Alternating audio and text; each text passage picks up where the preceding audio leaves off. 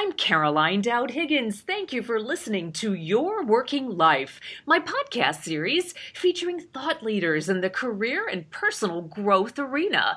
Hey, I know that you spend a significant portion of your life at work, so my goal is to provide you with tools, inspiration, and resources so you can enjoy your career and love your life. And I am delighted to welcome back a friend and a very special guest, Rita B. Allen. Rita, welcome back.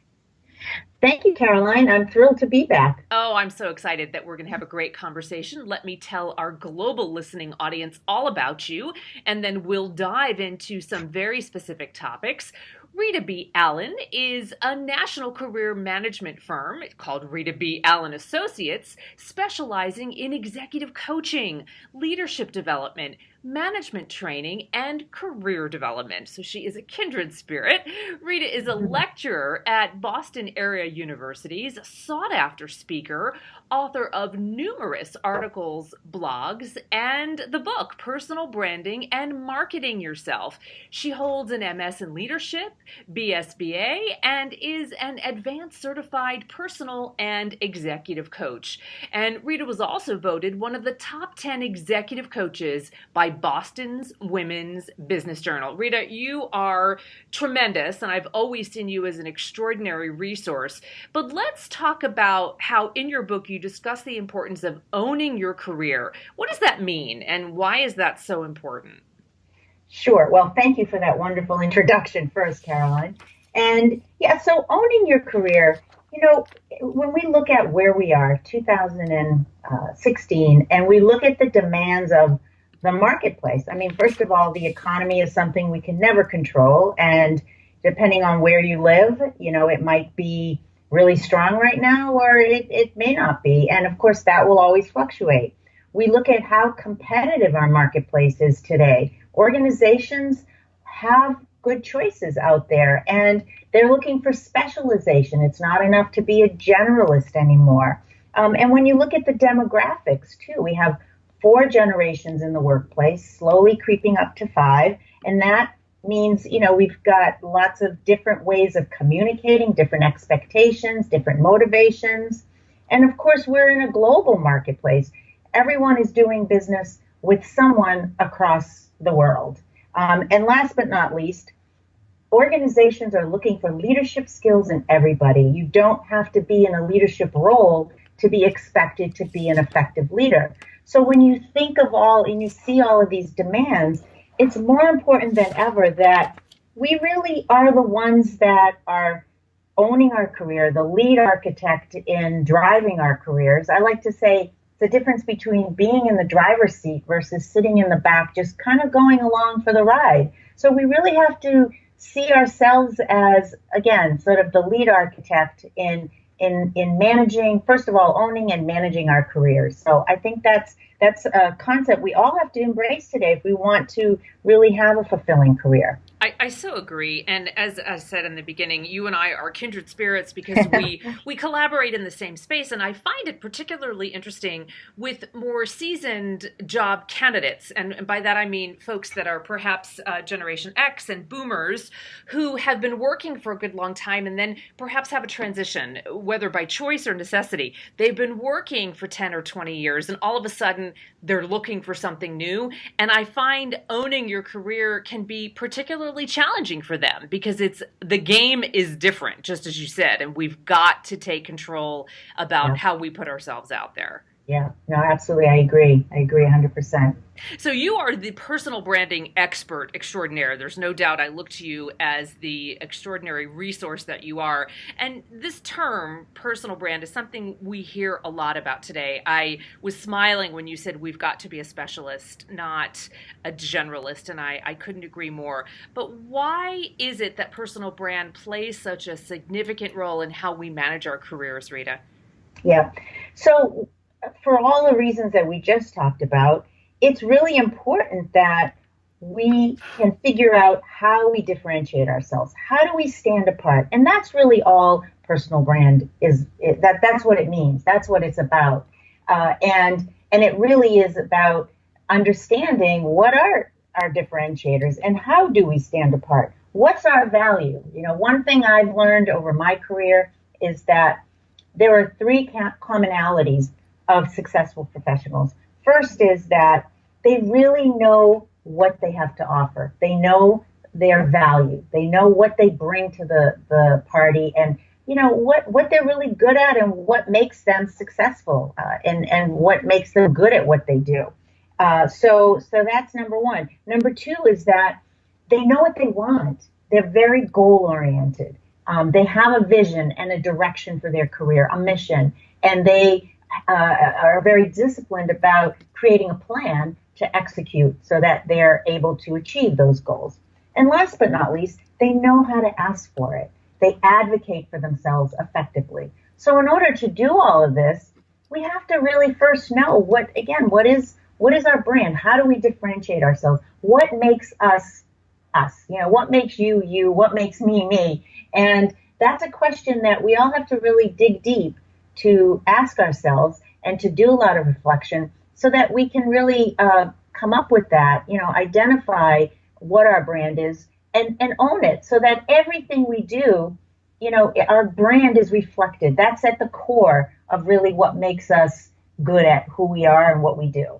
And I'm so glad that you really distilled in very simple and strategic terms what the responsibility is for the candidate, right? What makes them successful? What do they want? So many job seekers, and again, they could be seasoned leaders, seasoned professionals who are in a transition. If they can't articulate what they want, then they can't look for it. They can't empower their network. And as you said, they need to know how to ask for it. So thank you for just breaking that down into very simple and essential terms. Yeah. And, you raise a good point about, this applies to all levels. Sometimes I think people think that, they're so experienced, they're senior, they have a lot of years of experience. But this is a concept that's hard for everybody, whether you're just coming out of school, you're mid-career, or you're seasoned, because, it's a very personal process that we have to go through. And, I do this for a living, and I reach out to people when I'm sort of doing some of my exploration too, that I do practice what I preach, and I reach out to people for help too. So this is not easy. It's conceptually, it sounds, oh, well, sure, that makes sense, but it's hard, but isn't a reason we should shy away from really doing the diligence we need to be able to, to do this, come up with these answers for ourselves. And I agree. Smart, successful people ask for help. That's not a sign of weakness. That's a tremendous sign of strength. So thank you for that. Okay, so let's dive into your expertise with personal brand. You've outlined what you call the 3 Ps. Tell us more about that. Yes. So I look at it as, it always helps to have a framework. And so the 3 Ps, it's really about how do we market ourselves, and the first P is about preparation. This is around identifying and defining our brand. And I'll just walk through what they are and then maybe just give you a little bit more on each. And it's a cumulative process. So the first P is the prep. And if we don't spend enough time on the prep, then the next P, which is our packaging, will not be successful. And packaging is then about how we create and build our brand. And then the third P is presentation, which is then about how we articulate and enhance our brand. And again, it's cumulative. A lot of times folks will rush right to the presentation part and they haven't done their prep and their packaging, so their presentation will not be as strong, will not be as effective. And the prep can be the most difficult, because this is where we really have to dig deep and do, as I was referencing earlier, our personal due diligence. What are our strengths? What are our weaknesses? What are our desires, our motivations, our values, our interests, our goals? All of this goes into the prep. And also it's about reaching out and asking other people for feedback too. It's also about what kind of a network have we started to build? It's also about those goals that I was talking about earlier. Have we really determined what is our vision for our career? What's our mission? What's the destination we hope to get to? And then creating a framework, a roadmap that helps us get there. So what are our long-term goals? And then what are our short-term goals as well? And then planning a strategy of how we're going to execute and achieve these goals. And prep is also about what kind of an attitude do we have? Do we stay optimistic? Do we stay positive? Do we have a sense of humor? All of that really contributes, so that, when we do all of this, then we're able to really identify our differentiators. Where is it and how is it that we add value? And that's where that helps us to define our brand. And then our packaging is everything from, the resume and keeping it updated regularly. I'm always shocked. I'm sure you see this too, Caroline, how many people don't keep a resume updated. Oh, yeah. You don't have to be on the job market to keep your resume updated. You should do that constantly, because the best time to update it was when things are happening and when it's fresh in your mind. Right. Yeah. And also, our packaging is about how do we communicate, start to package what we've done. And so once again, we've got to have that clear vision of, what our goals are. So then we can package ourselves to be able to, work towards achieving our goals. Our packaging is also, what kind of professional associations do we belong to?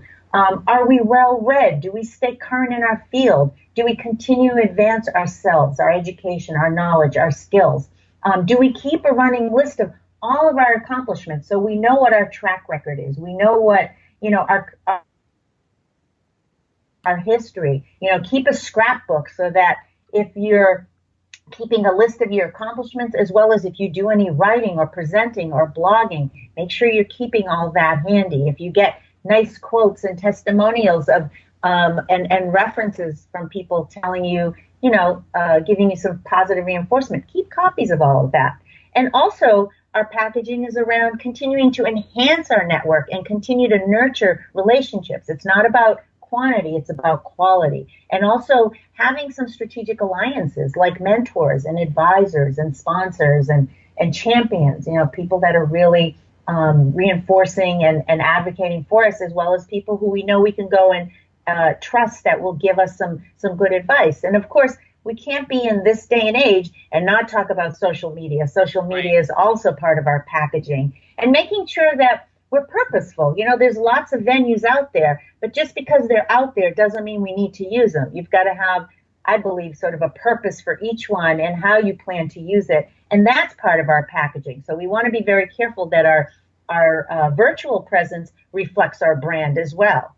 And then once we do our prep and our packaging, then it leads to the presentation, and that's everything from working on our interpersonal and communication skills to practicing our delivery and taking all those accomplishments and things that we're good at, that value, and really talking about it via storytelling, and that makes it easier. People find it hard to talk about themselves. They don't want to brag. They don't want to, sound like they're, just being a braggart. But it's really not. It's about building relationships, owning your career, and so that when these opportunities present themselves, you're equipped, you're ready, and you're able to sprinkle those stories and talk about things that you have achieved and ways that that you've made a difference, as well as your peers too. I mean, sometimes it's about team storytelling, not just yourself, but being able to do that and delivering your message, being able to practice and practice and practice, because it is hard sometimes for people to feel comfortable, even if it's storytelling, talking about themselves in that way. It's also, presentation is really about the person, like how well do we give back to our community? Do we have, practice professional etiquette? Do we make ourselves available to others and be of service? How well do we put ourselves out there in terms of really, building that reputation of someone who really does give back, and making sure that we are comfortable advocating for ourselves, because that's really how it all comes together through our presentation, and being able to advocate when those opportunities present themselves, and doing so in a comfortable, confident manner. Rita, you have blogged extensively about emotional intelligence as a leadership predictor. Tell us more about that. Yes. So one of the things that I have studied is emotional intelligence, one of the concepts. And there is a lot of information out there that really has shown the compelling connection between organizations that have leaders with high EQ, it actually leads to greater success for the organization in terms of profitability, return on investment, and of course it makes sense. And what is emotional intelligence? It really is. It involves a lot of brain science, but it is successful communication between sort of that path between the rational and the emotive side of our brain. And what does that mean? They kind of breaks it into four dimensions, which is really starts with self-awareness. It's about how well do we know ourselves? How well is that perception of ourselves accurate? And how well do we really know, what the triggers are that may exist for us? How well do we know our strengths? And, how well do we really understand other people as well? I mean, that's part of, are we socially aware too? That's another dimension, which is about empathy and how well we're able to read other people. And also it involves self-management. So if we understand ourselves really well and understand what the triggers are that might set off emotions, then how well do we manage those emotions? And then lastly is about how well do we build relationships too? And are we good at managing conflict? Are we good at inspiring and influencing others? Are we good at team building? So when you think of all these dimensions and you think about leadership, of course, it kind of makes sense that there would be a lot of when you also read studies that say, people don't leave organizations, right? They leave their managers. We've read that, right? Mm-hmm. We know that. And when you look at areas that they look for, it usually has to do with emotional competencies. And, they're both, these four dimensions really are about personal and social competencies. And when you look at what's required to be an effective manager and leader, those kinds of competencies really make all the difference in having employees stay in organizations as well as continue to grow and succeed. And when you look at competencies that derail executives too, they usually have to do with emotional competencies too, or social and personal competencies.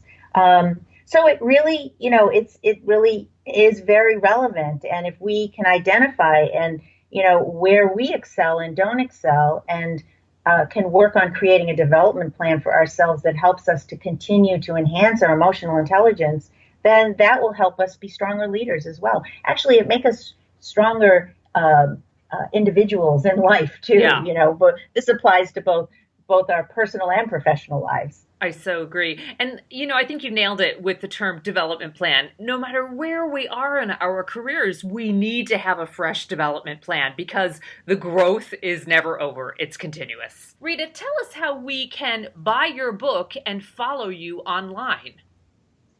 Okay, sure. Yes, so my book is available on Amazon and Barnes & Noble.